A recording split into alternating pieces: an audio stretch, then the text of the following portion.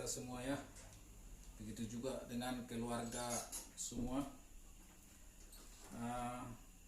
Di pagi hari ini kita akan membahas tentang objek IPA dan pengamatannya.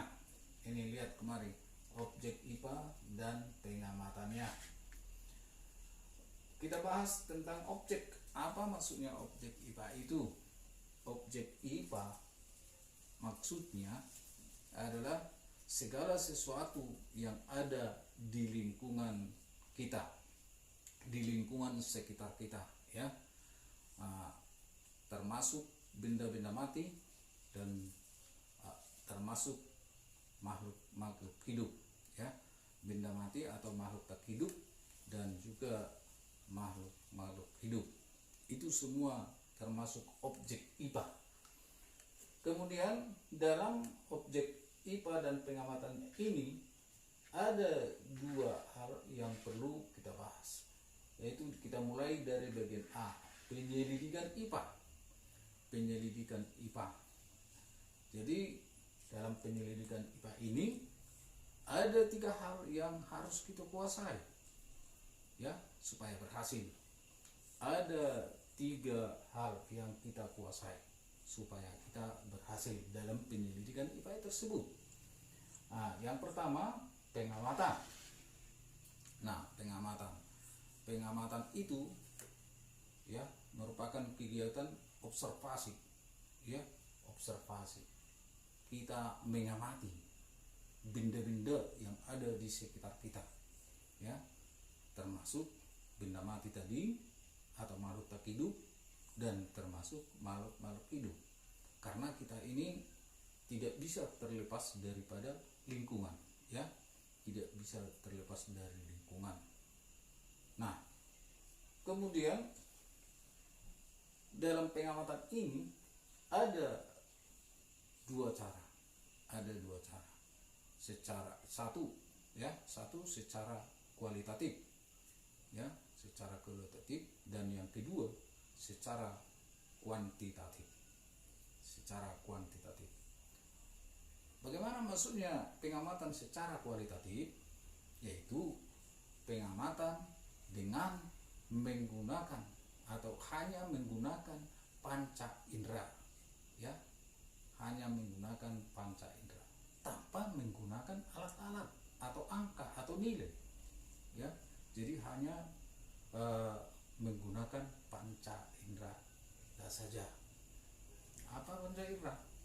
Ya, pasti kita semua sudah tahu itu apa panca indera, yaitu antara lain mata, hidung, telinga, lidah, baru kulit, ya, kulit. Jadi apa yang kita amati melalui atau menggunakan mata, yaitu tentang bentuk suatu benda, bentuknya, ya, bentuknya apakah bentuknya bulat, apakah bentuknya lonjong, apakah persegi, kemudian apakah suatu pohon pohon itu tinggi atau pendek. Itu kita gunakan dengan mata, kita lihat, ya. Kemudian kita menggunakan, kalau kita menggunakan hidung, apa yang kita amati dengan menggunakan hidung? Yaitu tentang baunya suatu benda. Misalnya apakah bau benda itu menyengat atau apakah bau benda itu harum. Nah, kita pergunakan dengan hidung. Nah, sekarang kalau kita menggunakan telinga, apa yang kita amati di lingkungan sekitar kita dengan menggunakan kuping atau telinga? Yaitu tentang suara, ya, tentang suara. Misalnya suara ayam berkokok, misalnya suara sepeda motor, misalnya suara manusia dan lain-lain. Itu secara tidak sadar kita sudah mengadakan pengamatan di situ, ya. Kita gunakan telinga, kita dengar suara burung, misalnya katakan burung kacer. Nah, kita dengar bagaimana suaranya. Enak kali suara burung itu. Kan kita bilang, kenapa kita bilang? Karena sudah kita amati. Enak didengar atau tidak enak suaranya kuat atau halus atau pelan atau kuat sekali begitu, ya, suara itu menggetarkan. Nah, itu kita pergunakan dengan telinga. Kemudian kita mengamati sesuatu dengan menggunakan lidah, ya, dengan menggunakan lidah yang kita amati tentang rasanya, tentang rasa. Bagaimana? Apakah rasanya gula ini manis? Apakah rasanya cabai ini pedas? Nah, apakah rasa garam itu asin? Jadi ada rasanya, ada rasa benda itu manis, pahit, asam, asin. Nah, itu kita amati dengan menggunakan lidah. Nah, sekarang kalau ada misalnya setumpukan atau katakan satu sendok gula, satu sendok garam, tapi teksturnya sama, katakan halus, sama-sama halus, dan warnanya sama-sama putih, kita tidak bisa mengatakan atau membedakan yang mana gula dan yang mana garam, ya, kalau sebelum kita amati dengan lidah. Nah, setelah kita amati yang ini, misalnya kita rasakan dengan lidah, ya, kita cicipi, manis, berarti ini gula. Baru yang satu lagi kita rasakan, kita cicipi, kita masukkan sedikit ke lidah kita, asin, berarti ini garam. Jadi itu termasuk proses pengamatan, ya. Kemudian menggunakan kulit, misalnya permukaan dinding ini, kita raba, teksturnya bagaimana, kasar atau halus. Itu termasuk pengamatan. Kita raba dengan kulit kita, ya, kita raba dengan kulit kita. Itu suatu proses pengamatan. Jadi dengan menggunakan mata, dengan menggunakan telinga, dengan menggunakan hidung, dengan menggunakan lidah, dengan menggunakan kulit, itu tanpa angka-angka, ya, tanpa angka-angka. Jadi itu disebut pengamatan kualitatif. Nah, kemudian yang kedua, ada secara pengamatan kuantitatif. Ya. Pengamatan secara kuantitatif itu menggunakan alat dan menggunakan angka-angka dan menggunakan nilai. Sekali lagi, pengamatan secara kuantitatif adalah pengamatan dengan menggunakan alat dan membutuhkan angka-angka dan nilai, ya. Misalnya kita mau mengamati tentang ukuran papan tulis. Misalnya ada pertanyaan, berapa luas papan tulis yang ada di depan kelas kita? Nah, atas kita ukurlah. Kita ukur dengan apa? Dengan alat ukur. yang disebut dengan meter, ya, disebut dengan meter. Bisa dengan mistar atau roll, ya, bisa dengan mistar atau roll. Nah, di situ dalam mistar itu atau roll itu atau meteran itu ada angka-angka di situ, ya, ada angka-angka 1 cm, 2 cm, 3 cm, 4 cm, sampai 100 cm contohnya. Nah, 100 cm sama dengan 1 meter, ya, 100 cm sama dengan 1 meter. Jadi kita ukurlah papan tulis itu panjangnya, ya, panjang berapa cm. Katakanlah 200 cm. Jadi kalau dikonversikan ke meter, 200 cm sama dengan 2 meter, karena 1 meter sama dengan 100 cm. Baik, setelah itu udah dapat panjangnya, baru kita ukur lebarnya.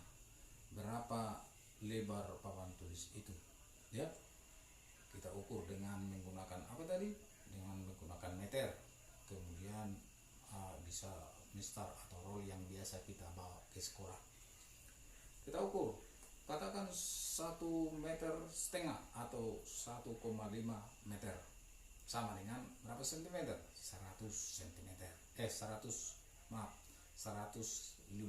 cm. Jadi kita tinggal mengalihkan untuk menghitung luas papan tulis tadi, ya. Kita tahu rumus mencari luas permukaan suatu benda adalah panjang kali lebar. Jadi panjangnya tadi sudah dapat, yaitu 200 cm atau 2 meter, dan lebarnya 150 cm atau 1,5 meter. Jadi kita kalikan panjang kali lebar sama dengan luas, yaitu 200 cm kali 150 cm sama dengan 30.000 cm kuadrat.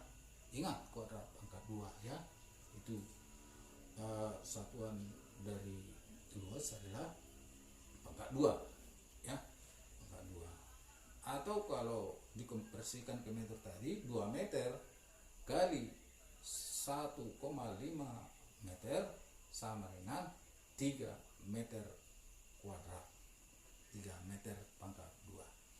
Nah, jadi di situ dalam pengamatan itu tadi, mengukur luas permukaan papan tulis tadi, kita menggunakan alat ukur, dan ada angka-angkanya, ada nilai-nilainya. Nah, itu disebut pengamatan kuantitatif. Pengamatan kuantitatif, ya. Kemudian contoh yang lain, kita mengamati suatu massa benda yang biasa kita sebut di kehidupan sehari-hari, bukan massa, ya, yang biasa kita sebut di kehidupan sehari-hari adalah ons atau kilogram, berapa kilo, berapa ons, itu kita sebut sehari-hari. Tapi kalau di pelajaran fisika bukan itu, ya, bukan itu maksudnya. Di dalam kehidupan sehari-hari itu disebut benda, berat benda, berapa berat benda itu. Katakan berapa berat badan Pak Gurning. Nah, jadi katakanlah 63 kg, ya, 63 kg. Jadi kalau di dalam pelajaran fisika bukan berat badan, ya, disebut massa badan Pak Gurning, ya, massanya sama dengan 63 kg. Jadi ada alat yang digunakan untuk mengukur di situ, ya, ada Apa yang dipergunakan? Yaitu disebut neraca. Kemudian contoh yang lain, untuk mengukur waktu. Misalnya, berapa waktu yang dibutuhkan untuk menempuh jarak antara kota Prapat dengan kota Pematang Siantar dengan menggunakan atau naik bus, katakan naik bus sejahtera ya. Lantas kita berangkat dari Prapat, kota Prapat pukul 10 WIB atau pagi ya, pukul 10 sampai di Pematang Siantar pukul 12 siang. Pukul 12 siang. Jadi waktu yang dibutuhkan tadi untuk menempuh antara kota Prapat dengan kota Pematang Siantar sama dengan 2 jam ya, 2 jam. Apakah ada alat yang digunakan di situ? Ada. Itu jam tangan, arloji. Dari situ kita lihat ya, dari situ kita lihat ya berapa jam. Jadi itu menggunakan alat dan ada nilainya atau angka-angkanya. Itu disebut pengamatan kualitatif. Pengamatan kuantitatif. Jadi pengamatan itu ada 2 cara. Ada 2 cara. Yang pertama, pengamatan secara kualitatif, yaitu menggunakan panca indera tanpa angka-angka atau tanpa menggunakan alat benda yang lain. Kemudian pengamatan kuantitatif, yaitu pengamatan yang menggunakan alat-alat dan membutuhkan angka-angka atau nilai. Ingat, jadi sekali lagi, pengamatan itu ada dengan 2 cara, yaitu pengamatan kualitatif, yaitu pengamatan dengan menggunakan panca indera tanpa bantuan alat yang lain. Kemudian pengamatan kuantitatif, yaitu pengamatan dengan menggunakan alat ukur dan membutuhkan angka-angka dan nilai. Nah, setelah itu yang kedua, membuat inferensi. Masuk kita ke inferensi ya, membuat inferensi. Apa itu inferensi? Yaitu merumuskan penjelasan ya, merumuskan penjelasan dari apa? Dari hasil pengamatan kita tadi ya, kita rumuskan penjelasannya ya. Misalnya kita tuliskan di buku ya, dituliskan misalnya kalau kita amati masalah ukuran atau luas, berapa ukurannya, berapa panjangnya, berapa lebarnya, kemudian berapa luasnya. Nah, untuk membedakan misalnya garam tadi dengan gula, bagaimana, mana garam, mana gula, asin, bagaimana rasa gula, manis atau asin, begitu kita tulis. Nah, kemudian setelah kita buat penjelasannya dan apa tujuannya, apa tujuan penjelasan itu, yaitu untuk menemukan pola-pola atau gambar antar aspek yang dia amati ya. Apa tujuan dari penjelasan tadi ya? Apa tujuan penjelasan itu? Untuk merumuskan pola-pola atau antar aspek yang diamati sehingga membuat suatu perkiraan, ya, sehingga membuat suatu perkiraan, kira-kira begini ya benda itu. Nah, setelah itu ya, setelah kita buat inferensi penjelasan, baru kita mengomunikasikan. Ini yang ketiga, mengomunikasikan. Apa maksudnya mengomunikasikan? Yaitu memberitahukan hasil atau penjelasan dari hasil pengamatan kita tadi. Iya, kita beritahukan kepada teman atau katakan ke kelompok yang lain. Misalnya kalau di sekolah biasanya kita buat tentang penyelidikan IPA ini, kita buat berkelompok, ya.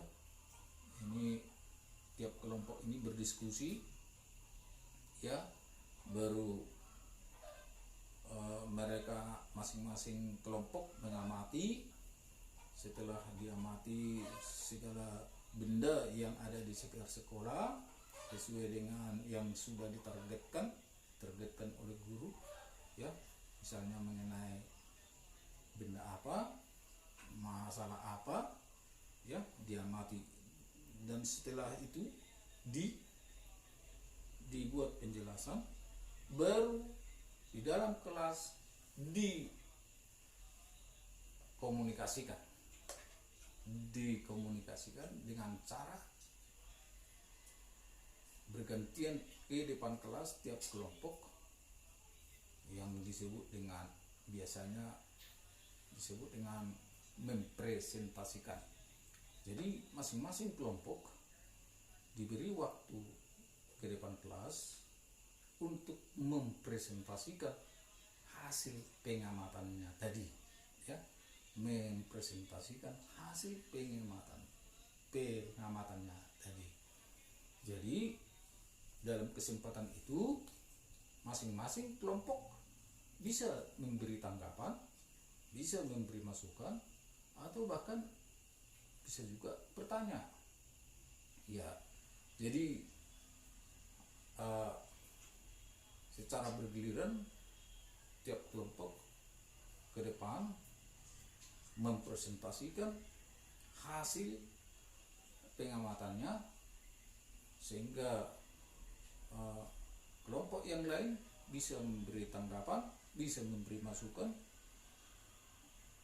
dan bisa juga memberikan pertanyaan, sehingga semua kelompok saling mengisi kelompok yang satu dengan kelompok yang lain, sehingga dengan demikian bertambah ilmu kita, karena yang kita tahu belum tentu diketahui teman, yang diketahui teman kita atau kelompok yang lain belum tentu diketahui kelompok yang lain atau kelompok kita. Jadi dengan seperti itu tadi, saling mengomunikasikan, mempresentasikan hasil pengamatannya di kelas, maka ilmu kita semakin bertambah. Jadi dengan demikian